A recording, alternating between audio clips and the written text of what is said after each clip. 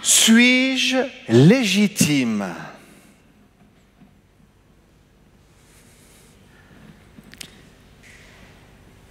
Je ne vous demande pas de répondre à cette question par rapport à moi.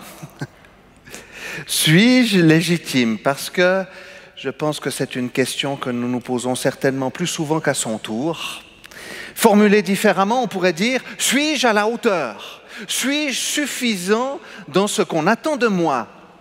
Et ceci touche un certain nombre de domaines dans lesquels nous sommes actifs. Suis-je un bon enfant de Dieu? Un bon fils, une bonne fille? Suis-je aussi un bon parent? Suis-je un bon époux? Est-ce que j'ai les bonnes qualifications? Est-ce que je suis capable? Est-ce que je fais suffisamment bien tout ce qu'on attend de moi? Et on remarque que ces questions nous renvoient au regard des autres, ce regard qui peut nous conditionner, nous orienter, en bien ou en mal, nous questionner, nous remettre en question, nous rabaisser. Betty a donné cette parole de cette personne qui dit « Je ne mérite pas d'être aimé. Suis-je légitime face à mes parents en tant qu'enfant ?» Ces questions, chers amis, nous renvoient aussi à nos propres manquements, aux faiblesses et aux erreurs commises dont nous sommes bien conscients. Et souvent, nous voyons que les erreurs dans nos vies, les détours, nous conditionnent aussi. Et sont aussi un nombre de questions où nous profitons parfois de nous poser cette question, est-ce que je suis vraiment encore légitime malgré toutes les bêtises que j'ai faites ? Suis-je légitime? Je vous propose donc une réflexion dans ces sens et nous verrons que ces questions de légitimité et de capacité ne datent pas d'hier ni d'aujourd'hui. Alors je suis bien conscient qu'il y a certaines choses qui peuvent remuer en nous, mais vous inquiétez pas, parce que je crois que cette parole du Seigneur va venir aussi nous réconforter et nous encourager dans le regard que nous posons sur nous-mêmes, mais aussi sur les autres. Alors nous allons lire dans la Bible du Semeur. Normalement, je prends la seconde 21. Je trouvais que la Semeur avait une orientation intéressante. Dans 1 Timothée, le chapitre 1, les versets 12 à 14. 1 Timothée 1, 12 à 14. Suis-je légitime? Je suis reconnaissant, Paul le dit, envers celui qui m'a rendu capable de remplir cette tâche, Jésus-Christ, notre Seigneur. En effet, il m'a accordé sa confiance en me choisissant pour ce service, moi qui autrefois l'ai offensé, persécuté et insulté. Mais il a eu pitié de moi, car j'agissais par ignorance, puisque je n'avais pas la foi. Dans la surabondance de sa grâce, notre Seigneur a fait naître en moi la foi et l'amour que l'on trouve dans l'union avec Jésus-Christ. Amen. Suis-je légitime? Alors, l'apôtre Paul avait été au rang des pharisiens, de l'élite religieuse, l'élite de la nation même, qui affirmait par la force et leur zèle religieux leur légitimité. Paul sait très bien d'où il vient. Il persécutait les chrétiens, convaincu de faire juste, aveuglé par sa religiosité, et il a fait une rencontre puissante avec Jésus-Christ. Il sait qu'il ne peut pas changer le passé, que ses erreurs sont bien réelles. Il y a eu de sérieux dégâts, des personnes accusées injustement, jugées, assassinées même. Assassinées. Et nous voyons dans les écrits de Paul qu'il en est bien conscient, qu'il fait preuve d'humilité, qu'il n'a pas mis la poussière sous le tapis. Vous savez, quand on passe le balai, ou plutôt le balai, parce que pour mettre la poussière sous le tapis, pour se dire, ben voilà, on fait le ménage vite fait, bien fait, mais en fait, le ménage n'est jamais vraiment fait, parce que si vous soulevez une fois le tapis, eh bien, vous en avez dans toute la pièce. L'apôtre Paul ne va pas mettre la poussière sous le tapis. Et que malgré son illégitimité apparente, il fait face à une autre réalité, celle de l'appel et de la grâce de Dieu. Ses fautes auraient pu lui servir à se flageller, à culpabiliser pendant des années.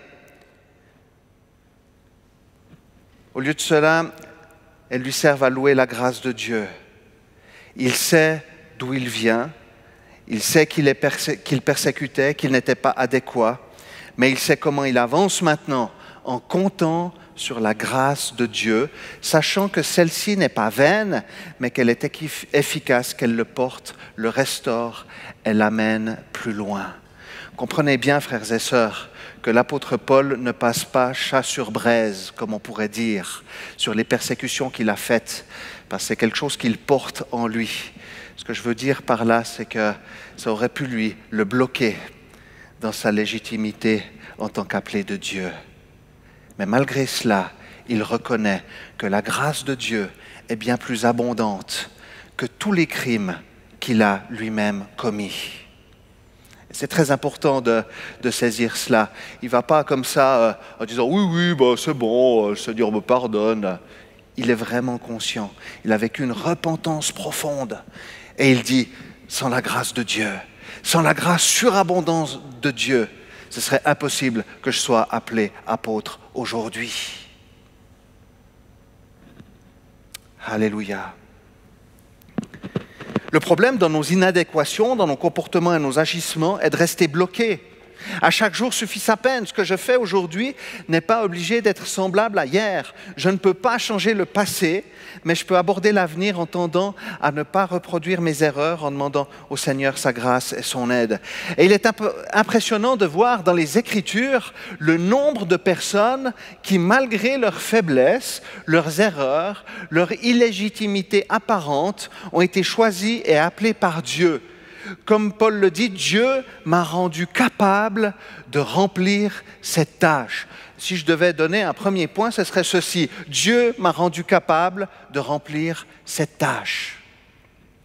Alors la liste étant abondante dans la parole de Dieu, je vais juste donner quelques exemples, pris, glanés par là.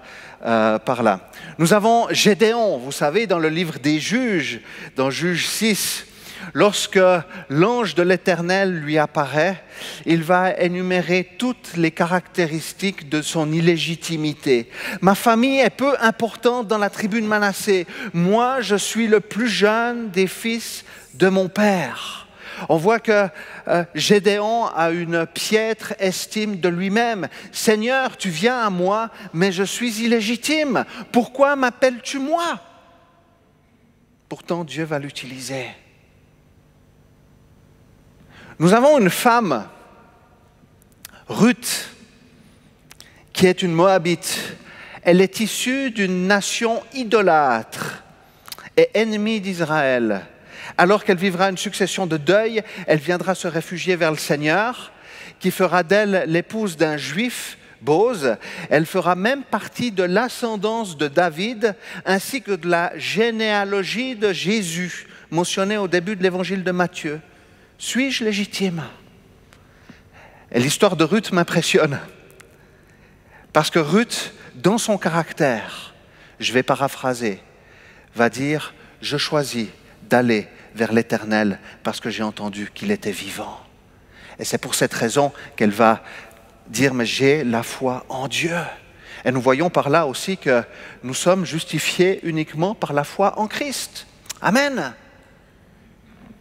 Ruth, qui faisait partie des Moabites, les amis, Moabites, les ennemis d'Israël, va se retrouver, parce qu'elle a mis sa confiance en Dieu, dans l'ascendance de David et la généalogie de Jésus. Dieu m'a rendu capable de remplir cette tâche. Nous avons aussi David, nous en avons parlé aussi précédemment dans nos messages, que ce soit Robin ou moi, qui était le plus petit dans la maison de son père, le berger du troupeau familial, celui qui n'était même pas capable de porter l'armure du roi Saül et qui va pourtant être l'un des plus grands rois d'Israël et un chef de guerre redoutable. Aux yeux des hommes, personne n'aurait osé imaginer que David devienne cet homme-là. Dieu l'a rendu capable de remplir ses tâches et il a fait qu'il soit légitime par sa grâce. Nous avons aussi l'exemple des disciples dans le Nouveau Testament que Jésus a choisi, appelé. Il a appelé des pécheurs, je pense à Pierre. Vous savez, Pierre, des personnes au tempérament volcanique, Jacques et Jean, les fils du tonnerre. Ce n'est pas pour rien qu'on les appelait les fils du tonnerre. Mon pauvre ami, j'imagine qu'il devait y avoir des sacrées dissensions. En plus, quand il disait c'est qui le plus grand, c'est toi, c'est moi, etc. Vous voyez déjà que les disciples avaient des questions de légitimité. Est-ce qu'on pourrait être le plus grand auprès de toi, Seigneur?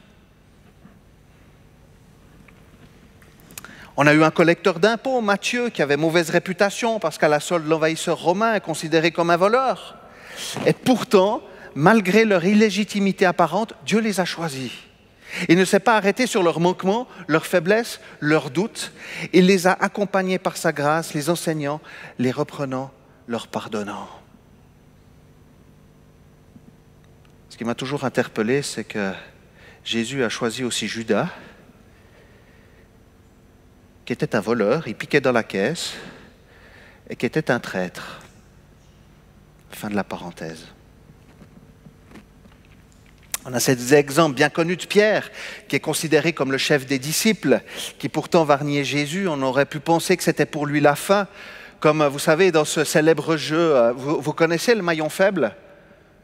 Vous savez, c'est un jeu où il y a des questions qui sont posées comme ceci, et puis vous avez à un moment donné, si vous vous donnez la mauvaise réponse, des personnes vont voter contre vous, et puis vous avez la présentatrice du jeu qui dit « vous êtes le maillon faible, au revoir », et puis vous dégagez du jeu. Vous vous rendez compte, si c'était comme ceci à chaque fois que l'on fait une faute, vous êtes le maillon faible, je pense qu'on ne serait plus beaucoup dans la salle.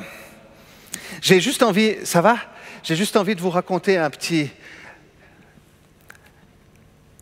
témoignage que j'ai vécu pas plus tard que hier.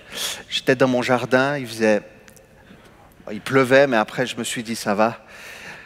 J'avais mon motoculteur, et je commençais à labourer mon terrain comme ceci. Et puis tout d'un coup, mon œil voit la plate-bande où ma femme avait mis quelques fleurs. Je voyais qu'il y avait beaucoup d'herbes. Et je me suis mis dans la tête de labourer toute la plate-bande. Alors j'ai commencé à aller avec mon motoculteur 1 fois, 2 fois, 3 fois. Et puis tout d'un coup, j'ai vu qu'il y avait des pierres. Puis je me suis dit, tiens, c'est bizarre qu'il y ait des pierres. Je ne me suis pas posé plus de questions de ça.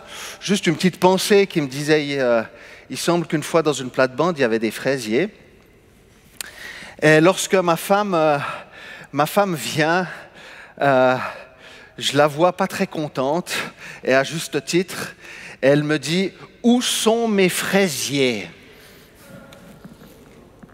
Moi, l'ancien pépiniériste, le grand spécialiste des fraises, avait labouré toute une plate-bande de fraisiers. Suis-je légitime ?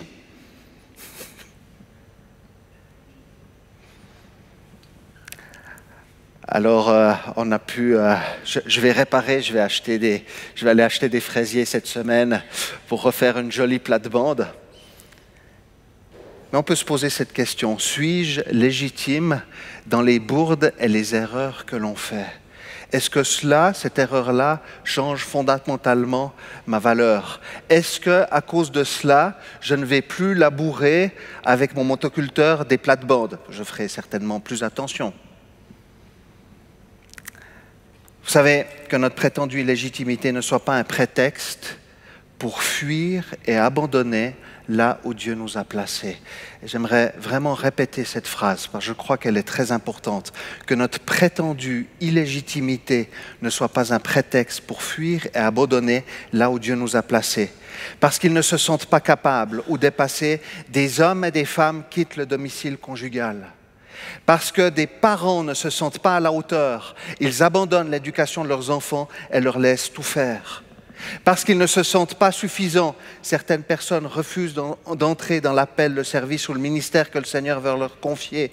Parce qu'ils se sentent indignes d'être aimés, certains ne veulent pas de Dieu comme Père ou refusent tout contact avec les autres. Et nous pourrions transposer cela dans tous les domaines de nos vies.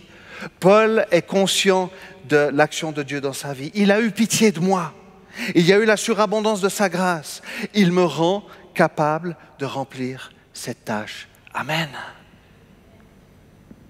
Un deuxième axe C'est le dernier que j'aimerais aborder, c'est celui du doute de la légitimité opposé au fait que Dieu nous a choisis.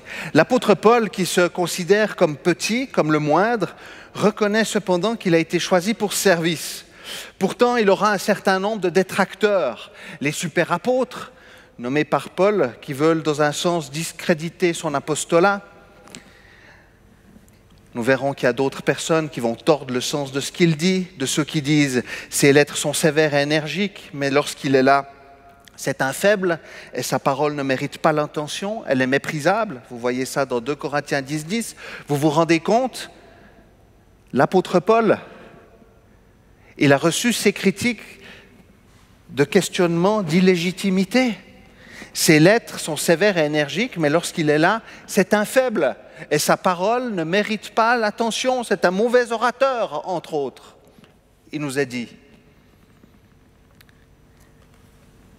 Des personnes mettent en doute sa légitimité et ce n'est pas très étonnant.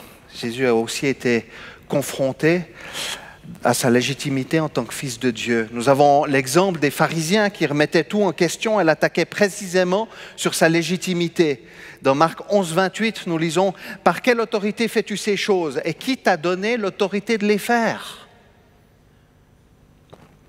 Ils utilisaient toutes sortes de subterfuges en essayant de le piéger et de pouvoir l'accuser, mais ce ne sont pas les seuls à avoir attaqué Jésus.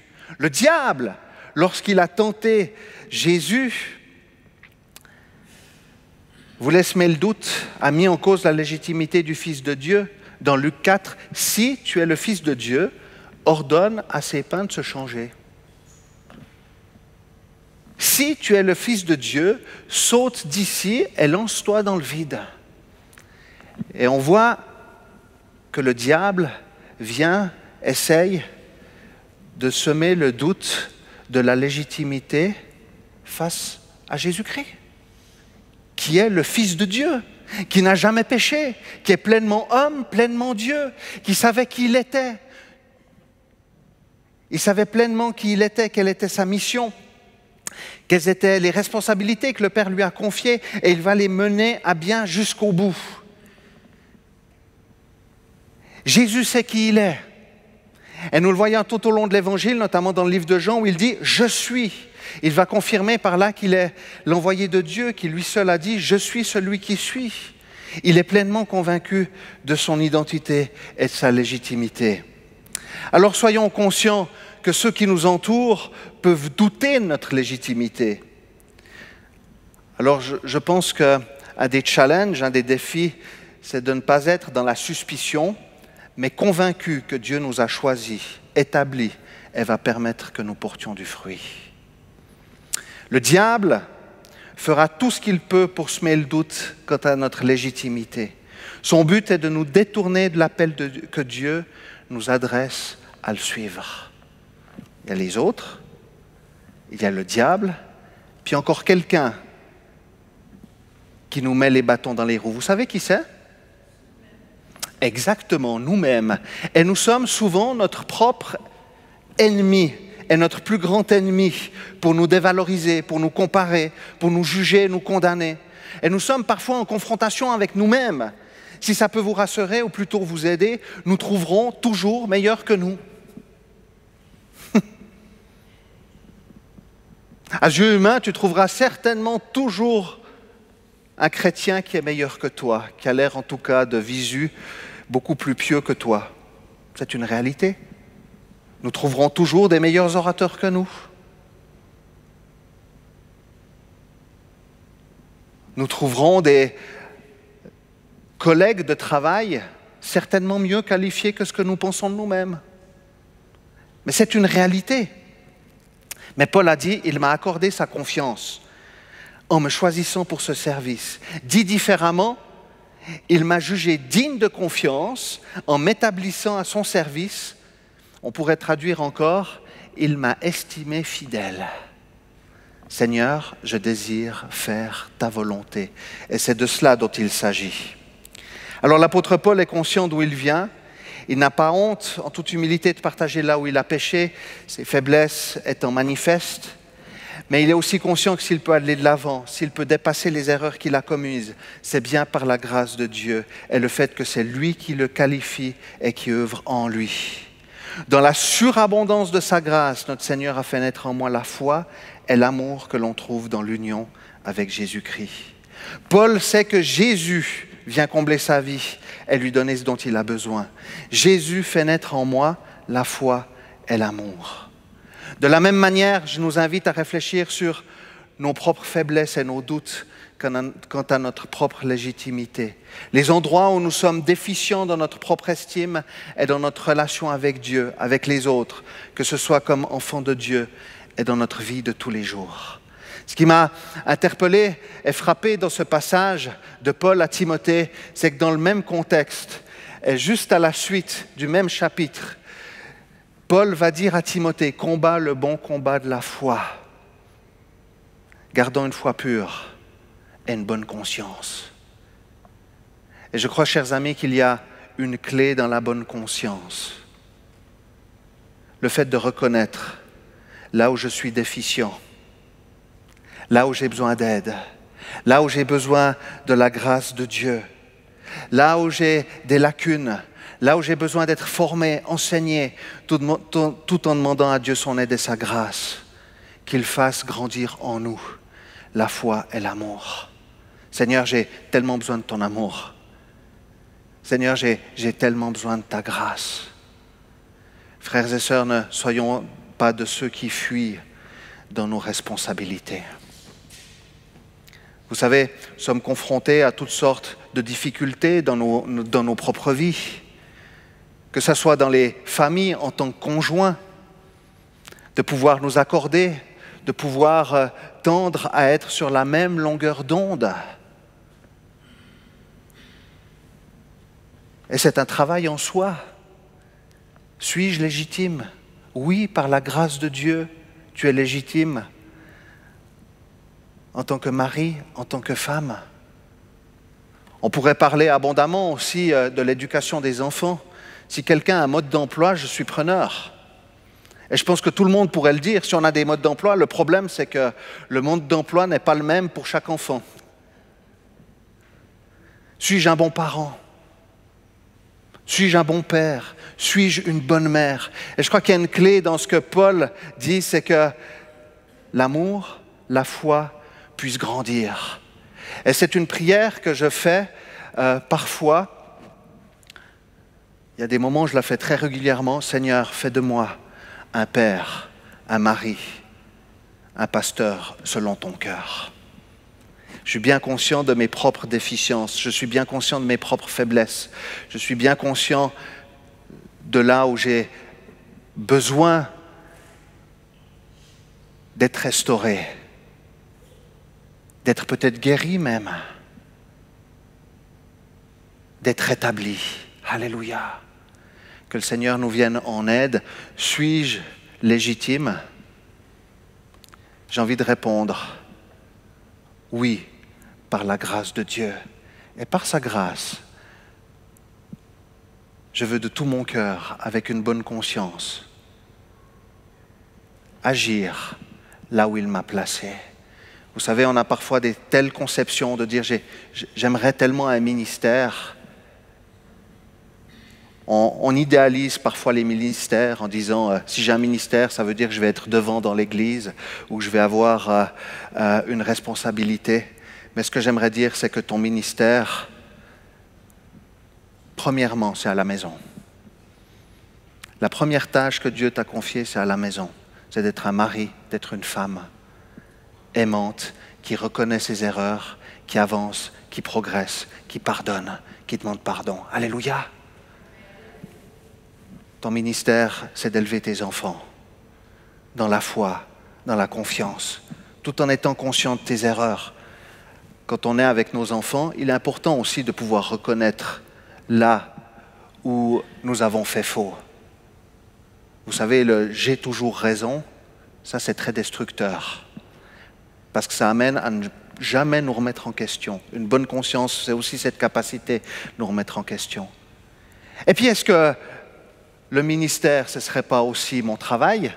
là où Dieu m'a placé dans le champ missionnaire, d'être un ouvrier dans la moisson selon son cœur, d'être un ouvrier dans le bureau selon le cœur de Dieu. Que le Seigneur vienne encore nous aider, que nous puissions être des fils et des filles de Dieu selon son cœur, des pères et des mères selon son cœur, des maris et des femmes selon son cœur, qui reflétons la grâce de celui qui nous a choisis, qui nous qualifie là où il nous a placés. Amen. Seigneur vous bénisse, vous encourage. Suis-je légitime ?